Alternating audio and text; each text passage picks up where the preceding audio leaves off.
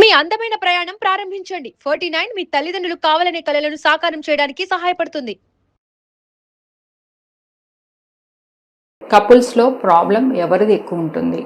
అది మేల్ లేదా ఫిమేల్లోనా? సో మగవారిలో ఎక్కువ చూస్తున్నామా లేక ఆడవారిలో ఎక్కువ చూస్తున్నామా అనే క్వశ్చన్ అనేది యూజువల్గా సోషల్ మీడియాలో కానీ ఇన్స్టాలో కానీ కపుల్స్ వచ్చిన తర్వాత మమ్మల్ని ఓపీలో కన్సల్ట్ అయినా లేదా వాళ్ళతో పాటు వచ్చిన అటెండర్స్ అనేది సాధారణంగా అడుగుతూ ఉంటారు.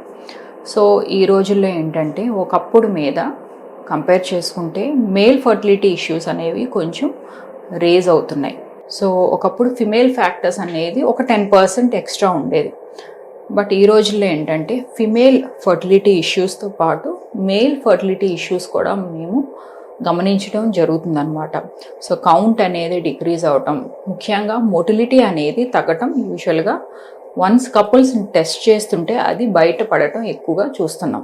సో సాధారణంగా ఏంటంటే ఫిమేల్స్ అనేవాళ్ళు ఎక్కువ ట్రీట్మెంట్కి వెళ్తూ ఉంటారు. సో మెడిసిన్స్ వాడేస్తే సరిపోతుంది, సో అలాగా ప్రెగ్నెన్సీ ప్లాన్ చేసుకుందాము అన్న థాట్లో ఓన్లీ సింగిల్ పార్ట్నరే ఎక్కువ విజిట్ చేయడం జరుగుతుంది.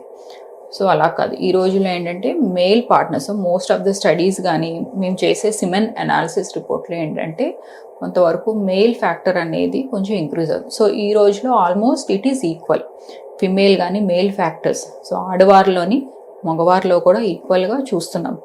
సో వన్స్ ఒక కపుల్ వచ్చినప్పుడు డెఫినెట్గా ఒక సింగిల్ పార్ట్నర్ కాదు, ఇద్దరిని మనం ట్రీట్ చేయాల్సి ఉంటుంది. సో ఆడవారిని మగవారిని ఇద్దరిని ట్రీట్ చేస్తేనే ట్రీట్మెంట్లో సక్సెస్ అనేది త్వరగా మీరు అందుకోగలుగుతారు. సో ఇద్దరు వారి యొక్క సిచ్యువేషన్ బట్టి ట్రీట్మెంట్స్ అనేది అడ్వైస్ చేయడం జరుగుతుంది.